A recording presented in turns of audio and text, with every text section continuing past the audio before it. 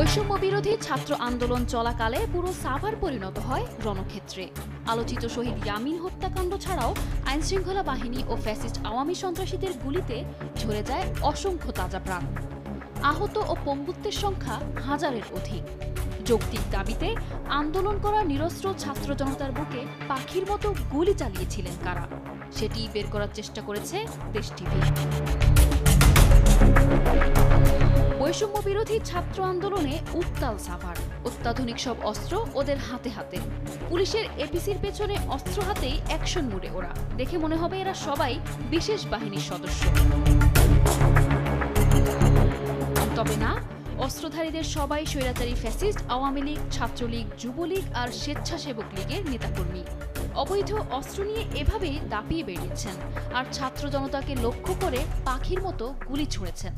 অস্ত্র এভাবে অ্যাকশনে যারা ছিল তাদের আসল পরিচয় কি?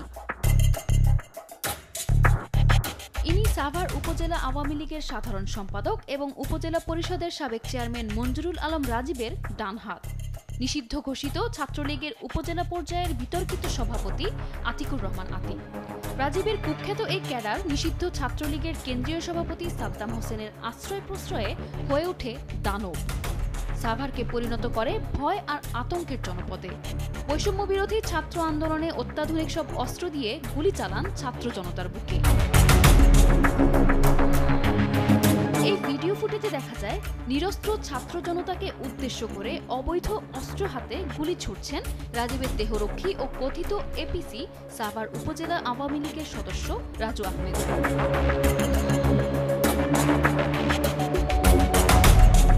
এই যে ব্যক্তি হেলমেট পরা নীল গেঞ্জি হাতে গুলি লোড করছেন, তিনি সাভার পৌর আওয়ামী লীগের সভাপতি ও সাভার পৌরসভার মেয়র আব্দুল গনির ছেলে ও আশুলিয়া থানা আওয়ামী লীগের সভাপতি ফারুক হাসান তুহিনের ভাই ক্যাডার মেহেদী হাসান তুষার। ডাবল ব্যারেলের শটগান হাতে দাপিয়ে বেড়ানো ব্যক্তিটি সাভারের বিরুলিয়া ইউনিয়নের মূর্তিমান আতঙ্ক। সাবেক চেয়ারম্যান ও সাভার থানা আওয়ামী লীগের সদস্য সাইদুর রহমান সুজন।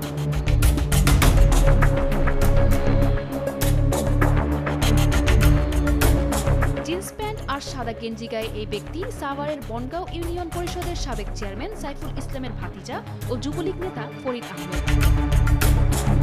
মাথায় হেলমেট, গায়ে সাদা গেঞ্জি, পরনে জিন্স প্যান্ট, ডান হাতে পিস্তল নিয়ে আতিকের সঙ্গী এই ব্যক্তি সাভার উপজেলা ছাত্রলীগের সহসভাপতি জামান খান।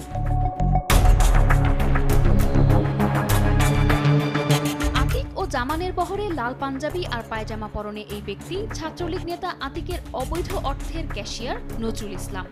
আমরা যাদের কর্মকাণ্ড তুলে ধরছি তারা হাজারো ক্যাডারদের মধ্যে মাত্র কয়েকজন। বৈষম্য বিরোধী ছাত্র আন্দোলনের মুখে গত 5 আগস্ট ফ্যাসিস্ট শেখ হাসিনার পদত্যাগ ও দেশত্যাগের মধ্য দিয়ে আওয়ামী লীগ নেতৃত্বাধীন সরকারের পতন ঘটে। নিরাপদ আশ্রয়স্থল হিসেবে সামরিক হেলিকপ্টারে চড়ে ছোট বোন শেখ রেহানাকে সঙ্গে নিয়ে ভারতে চলে যান আওয়ামী লীগ সভাপতি। এরপর থেকে লাপাত্তা সশস্ত্র এই সন্ত্রাসীরাও। ইতিহাসের সেই রক্তাক্ত অধ্যায়ের 3 মাস পেরিয়ে গেলেও এখনো অথরা সশস্ত্র এই স্বৈরাচারী সরকারের প্রেতাত্মারা। সূত্র বলছে, আইনশৃঙ্খলা রক্ষাকারী বাহিনীর কতিপয় সদস্যদের সহযোগিতায় এই ঘাতকরা ইতোমধ্যেই দলে দলে দেশ ছেড়েছেন, নিরাপদে আশ্রয় নিয়েছেন প্রতিবেশী দেশে। বিস্তৃত গোয়েন্দা নেটওয়ার্ক আর তৎপরতা সত্ত্বেও কেন ধরা পড়ল না এই সন্ত্রাসীরা? কিভাবেই বা পালিয়ে গেল এই ঘাতকরা? কাদের আশ্রয় প্রশ্রয়ে একে একে নিরাপদে তারা পালালো দেশ ছেড়ে?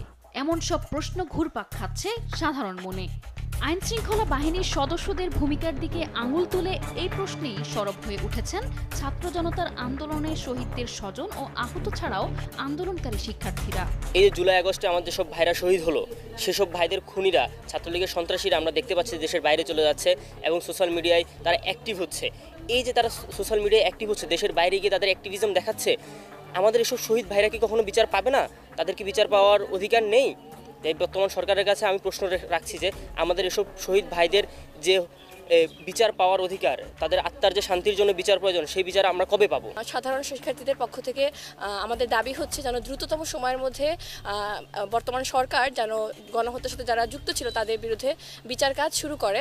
আমাদের আন্দোলনটা ছিল আমাদের একটা যৌক্তিক আন্দোলন, তো সেক্ষেত্রে আমরা চাই হচ্ছে যারা আমাদের উপর গুলি ছুড়েছে তো তাদেরকে হচ্ছে আইনের আওতায় আনা হোক, যৌক্তিক একটা হচ্ছে শাস্তির ব্যবস্থা করা হোক, এটা আমাদের সবার দাবি। রক্তভেজা ইতিহাসের পরিক্রমায় দীর্ঘদিন ধরে বঞ্চিত পুলিশ সদস্যের অনেকেই এখন থানার ওসির মতো ভালো পোস্টিং পেয়েছেন। বলছেন জড়িতদের যে কোনো মূল্যে গ্রেফতারের কথা। ছাত্র জনতা হতাহতের ঘটনায় অবৈধ অস্ত্রধারী প্রত্যেককে আমরা গ্রেপ্তার করে আইনের আওতায় নিয়ে আসব। আপনারা জানেন ইতিমধ্যে আমরা বেশ কয়েকজনকে গ্রেপ্তার করতে সক্ষম হয়েছি। যারা আত্মগোপনে রয়েছে তাদেরকেও গ্রেপ্তারে আমাদের অভিযান চলমান রয়েছে, অব্যাহত আছে। জুলাই আগস্ট বিপ্লবে শহীদদের রক্তের দাগ এখনো শুকায়নি, বিচার প্রক্রিয়া এখনো বহুদূর।